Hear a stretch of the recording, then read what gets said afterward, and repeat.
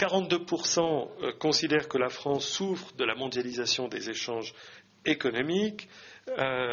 Et donc évidemment, on le sait bien, mais c'est important de le rappeler ici, c'est une des évolutions majeures du rapport des Français aujourd'hui à la politique, que le sentiment que les hommes politiques et que la politique ne sont pas là au rendez-vous pour aider à comprendre, à accompagner, à décoder et peut-être à gérer les évolutions liées à la mondialisation et à la construction européenne. Donc c'est un point sur lequel je reviendrai tout à l'heure, parce que je pense que c'est un point qui est tout à fait essentiel. Je disais en introduction qu'il faut essayer de toujours mettre un peu en perspective ce qu'on dit, et là il y a tout de suite déjà un danger qui nous guette dans nos réflexions. Et comme on est là pour essayer un peu d'agiter les neurones, je pense que c'est très très bon de ne pas tomber dans ce danger. Il ne faudrait pas instantanément en conclure que les Français n'aiment pas le monde, qu'ils n'aiment pas la mondialisation. Une espèce de fatalité se serait abattue sur le pays gaulois, qui n'aimerait pas le reste du monde. C'est beaucoup plus compliqué que ça, le sentiment d'une mondialisation qui fait mal, qui est difficile à interpréter et partout présent dans les opinions publiques en Europe. La France, elle est un tout petit peu plus réticente que d'autres pays européens, mais les niveaux d'inquiétude sur les conséquences de la mondialisation sont très proches en Allemagne, en France, en Belgique. Des pays qui, eux aussi, je dirais, sont caractérisés par un chômage important, des pays qui, eux également, sont caractérisés par un problème de déficit public, des pays qui, eux aussi, sont taraudés par la question de l'avenir des retraites, l'avenir du modèle social, l'avenir du système de santé, du système d'éducation. Donc je crois que c'est très très très important à la fois de souligner cette inquiétude des Français et la manière dont ils perçoivent la politique, les hommes politiques, à travers le prisme de la mondialisation et de la construction européenne, mais on n'est pas les seuls, loin de là, à s'inquiéter de ces conséquences.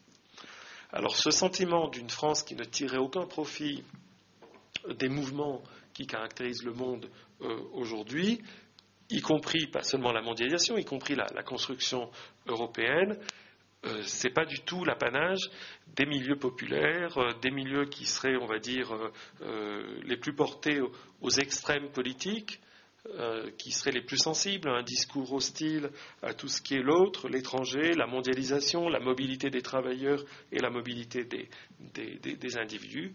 Là aussi, on en trouve des traces dans tous les segments de l'électorat français, aussi bien parmi les sympathisants des partis de gouvernement que parmi les sympathisants de l'extrême gauche, de l'extrême droite.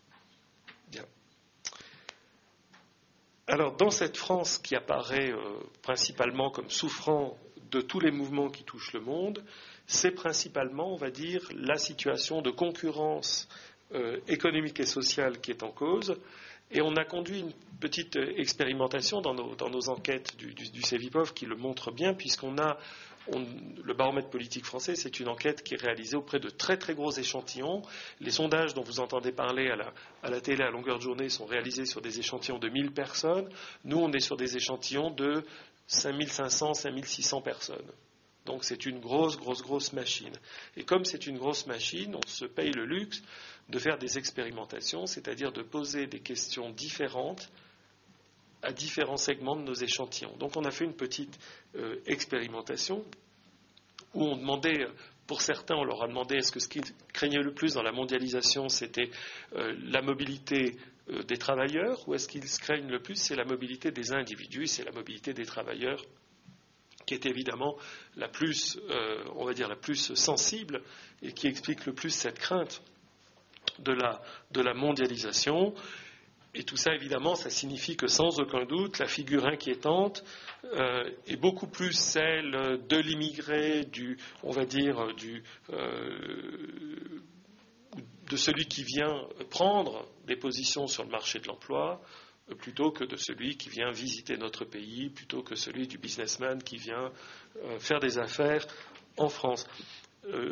Avant que j'aille plus loin sur la question de la mondialisation, ce qui est tout à fait génial dans les paradoxes français, je voudrais juste rappeler ici qu'on estime, et toutes les études sont convergentes, que les pertes d'emplois en France sont, la proportion de pertes d'emplois en France liées aux délocalisations, 3%. 3% des emplois qui sont perdus en France sont le fait d'entreprises qui délocalisent. Numéro 1. Numéro 2, je voudrais rappeler ici que lorsqu'on regarde l'économie française, elle est l'une des plus ouvertes et l'une des plus mondialisées du monde occidental. La proportion de capital étranger des sociétés du CAC 40 est invraisemblable. Nous sommes un pays qui, économiquement, a derrière lui la question de l'acceptation de la mondialisation. Cette question a été tranchée par une sorte de compromis politique dès le milieu des années 80. Au fond, lorsque, vers le tournant économique de 83-84, la gauche au pouvoir accepte la réalité de l'économie capitaliste et d'une économie ouverte, et finalement accélère et accompagne fortement cet ancrage de la France dans la mondialisation. Donc on voit bien qu'il y a un des paradoxes, c'est le décalage entre ce qui est perçu et la réalité des choses. Alors je vous dirai tout à l'heure, moi, ma petite théorie à moi sur qu'est-ce qui explique ce décalage et comment essayer de combler ce décalage. Ma petite théorie à moi, elle n'épargnera pas trop la classe politique française. Alors ce sentiment donc de pessimisme, que ça va mal, que la France souffre des grands changements du monde contemporain, ça serait trop facile si l'explication était aussi simple. On a voulu, nous, essayer de comprendre ça un peu plus en profondeur, en se disant, mais dans ce sentiment qu'ont les Français que ça va mal, qu'il y a une perte de repères, ici on s'intéresse beaucoup aux pertes de repères vis-à-vis des grands cadres collectifs, donc le sentiment que ça va pas bien, est-ce qu'il est homogène ?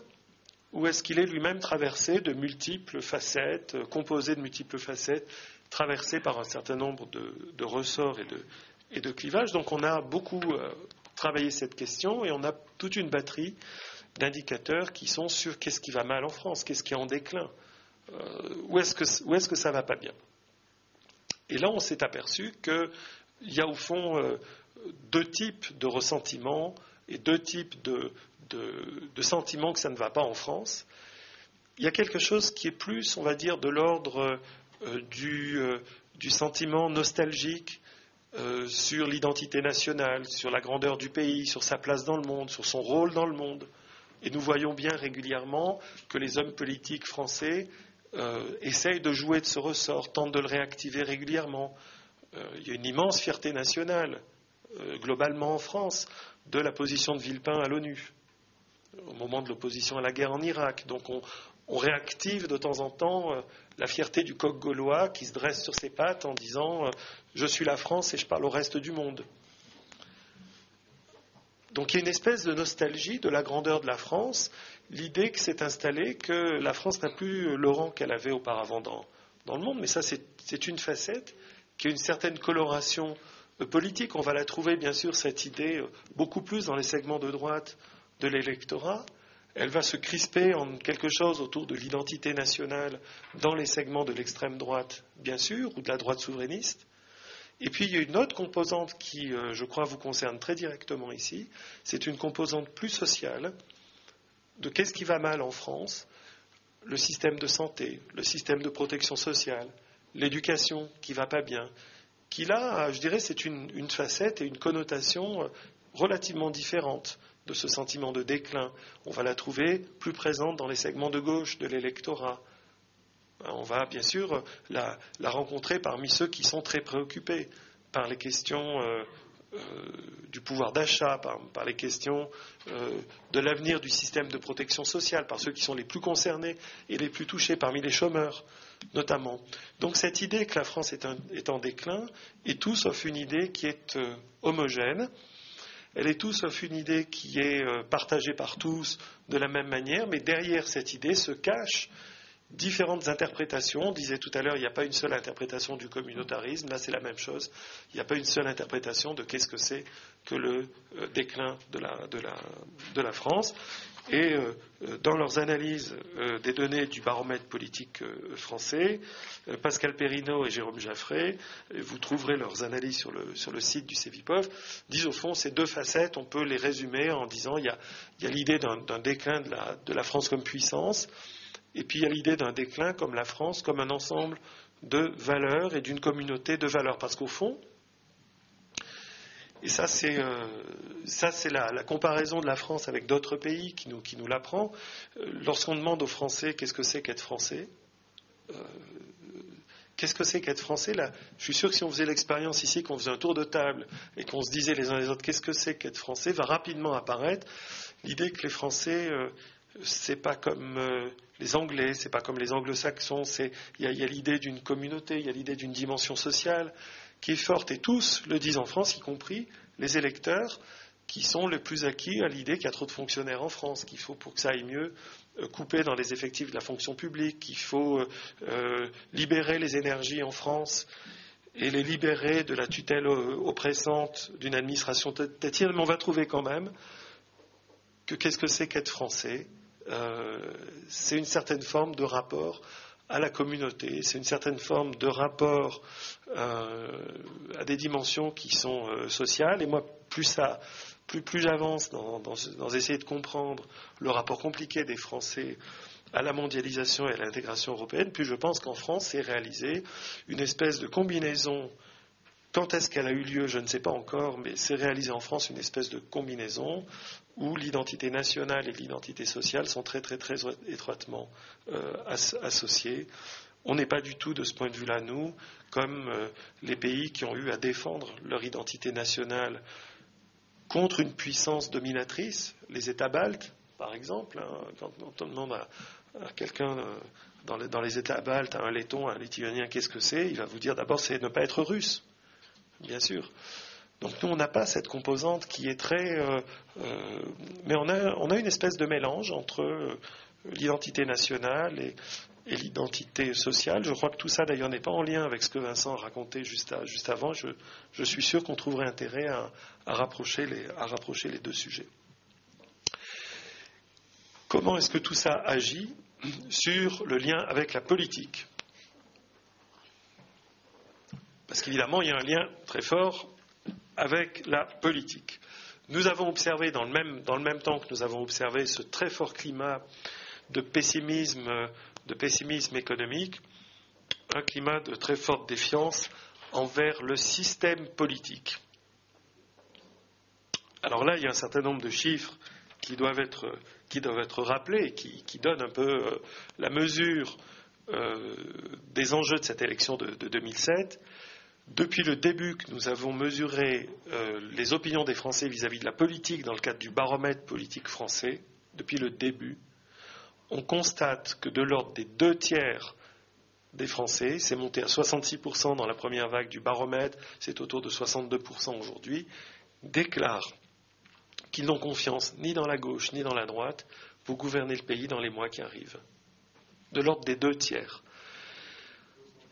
On ne pouvait tellement pas le croire, quand on l'a observé la première fois, on s'est dit, bien sûr, notre première vague a été réalisée dans le contexte du CPE, donc dans un contexte de sentiment de profond autisme du gouvernement vis-à-vis du pays, et ça a fait tache d'huile sur l'ensemble des responsables politiques qui tous sont mis dans le même sac en disant, au fond, ils ne sont pas à l'écoute, ils ont décroché, ils vivent ailleurs. Et puis ça s'est réitéré dans les vagues suivantes. 63% dans la deuxième vague, 62% dans la troisième vague, à peu près la même chose aujourd'hui. 15% qui déclarent qu'ils ont confiance dans la droite, 16 ou 17% qui déclarent qu'ils ont confiance dans la gauche pour gouverner le pays. Alors comme on est des gens prudents, on s'est dit, au fond c'est un effet de nos questions. Lorsqu'on demande à des gens s'ils ont confiance dans la gauche ou dans la droite pour gouverner le pays, compte tenu de l'image un peu détériorée des hommes politiques, bien sûr, on oriente la réponse.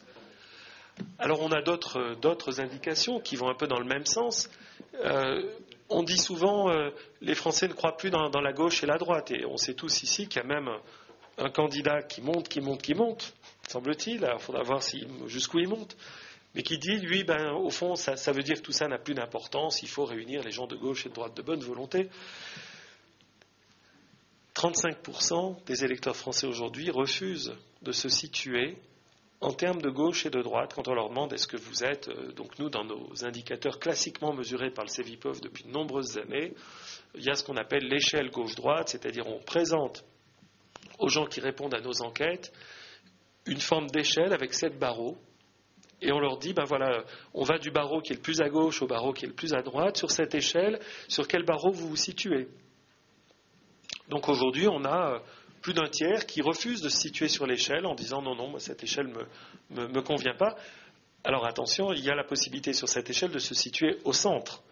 Donc dans ceux qui déclarent, qui refusent de se situer à gauche et à droite, il y a des choses plus compliquées qu'un mouvement pro-François Bayrou qui conduirait François Bayrou à récupérer ces 35% d'électeurs français. Non, dans tout ça, il y a aussi des gens qui indiquent par là leur refus du système, leur rejet du système, toute catégorie de courants politiques, toute catégorie d'hommes politiques confondus. On a mesuré dans le cadre du baromètre politique français, on s'est dit on va essayer de segmenter les électeurs français dans leur rapport par rapport à la politique en 3 groupes. C'est une typologie qui vaut comme toute typologie, elle est construite en fonction d'indicateurs, donc je ne dis pas que tout ça est la vérité absolue. Tout ça est lié aux indicateurs que nous avons mesurés, la confiance dans la gauche et la droite pour gouverner le pays, la position sur l'échelle gauche-droite. Eh bien, on a les proportions suivantes lorsqu'on distingue 3 groupes de Français, ce qu'on pourrait appeler les intégrés au système politique. Ils ont confiance ou dans la gauche ou dans la droite. Ils acceptent de se situer en termes de gauche et de droite. Dans la première vague du baromètre politique français, nous n'en avons que 28%. Ça vous donne quand même tout de suite l'ampleur du problème. Dans la deuxième vague, on en avait 33%. C'est relativement stable depuis.